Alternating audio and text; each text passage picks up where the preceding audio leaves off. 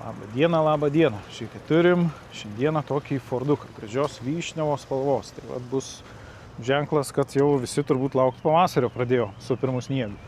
Tai vat Fordukas 18 metų, 1.5 benzinas, 110 kW, labai smagiai važiuoja, labai tvarkingas ir viduj švaru gražu, iš lauko tvarkinga, niekas nepažeista, kėbulas lygus, tvarkingas, nedažinėtas. Tai vat, žiūrėkit, ką turim. Automatiškai užsilenkiantys veidrodėliai, visi 4 langai, multifunkcinis vairas.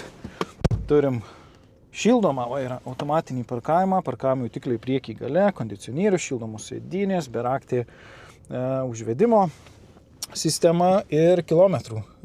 Žiūrėkit, ką turim. 121 000, tikrai labai nedaug. LED dienos žibintai dar yra.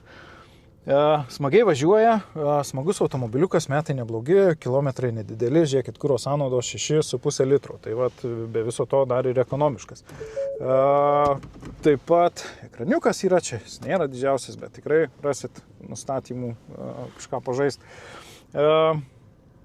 Kaina automobilio bus apie 10 500.